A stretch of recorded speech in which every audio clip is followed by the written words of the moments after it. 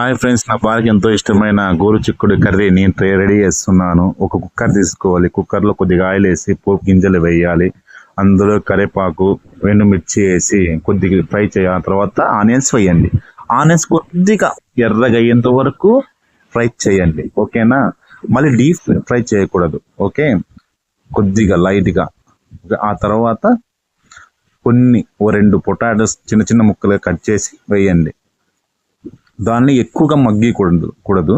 కొద్దిగా dark type red colour వచ్చే మాత్రమే చేయాలి.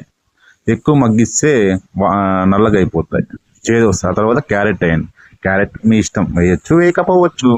నా భార్య క్యారెట్తో పాటు టమోటా కూడా వేస్తే బాగా టేస్ట్ వస్తుంది అని చెప్పింది, అందుకని ట్రై చేస్తున్నాను. ఆ తర్వాత మన గోరు చిక్కడి వేసి కొద్దిగా అంటే అడుగంటకుండా కలి తిప్పాలి. కిందికి పైగా చేసిన తర్వాత ఒక కుక్కర్ కొన్ని వాటర్ వేయండి ఉడకడానికి. ఆ తర్వాత కుక్కర్ పెట్టండి. ఒక విజిలే చాలు. ఓకేనా?